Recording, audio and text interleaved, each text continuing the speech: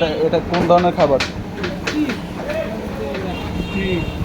এটা এই মাটনটা খেয়ে দেখেন তো, এটা খাওয়ার উপযোগী খাবার আর কি কোনো সমস্যা নাকি? এটা আপনি দেখেন না, এটা কি এটা কি আমি প্রেস থেকে আমি আপনার ভিডিও করতেছি। করেন, সমস্যা হ্যাঁ, নেই।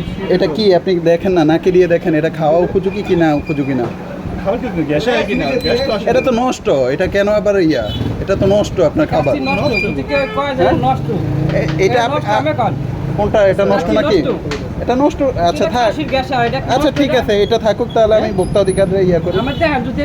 না না, আপনার আমার প্রয়োজন নাই, এটা আমি কমপ্লেন করি। আপনি এটা ভোক্তা বুঝতে পারছি, আপনারা দেখেন, আপনি আরো একটা পিস বার করুন না।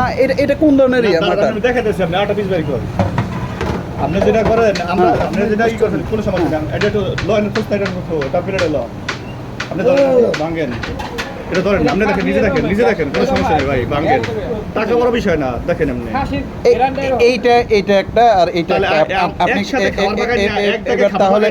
তাহলে এটা পুরাতন, এটা অবশ্যই পুরাতন। পুরানো কোনো খাবার আসবেনতে থাকে না। না তাহলে হাদি বিরিয়ানির যদি নাম তো ভালো, কিন্তু তাহলে এই মাটনটা কেন এটার সাথে আসছে? ভাই আমি কি বললাম, আপনার তো দোয়ায়, আপনি আশপাশ দোকান জিগাবেন, আমার তো কোনো পুরান খাবার থাকে না। যদি থাকে, আপনি যে কোনো শাস্তি মাথা দেন। তাহলে এখন এইটার অভিযোগটা কি?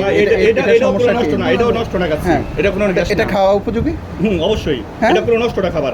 আপনি কইলাম তো, আপনি দেখেন, যদি কেউ বলতে পারে এটা খাওয়া উপযোগী আপনার কাছে মনে হয়? এটা মানুষ খাওয়া উপযোগী? এটা গন্ধ, আমি বলি, এটা গন্ধ, এটা কোন ধরনের গন্ধ? নষ্ট কোনো খাবার আমাদের কাছে। তাহলে এটা কোন ধরনের খাবার? এটা কোন ধরনের খাবার? এটা বুঝছেন? আচ্ছা ঠিক আছে, আপনার এই খাবারটা থাকুক, আমি এটা নিয়ে কমপ্লেন করি। করেন, সমস্যা নেই।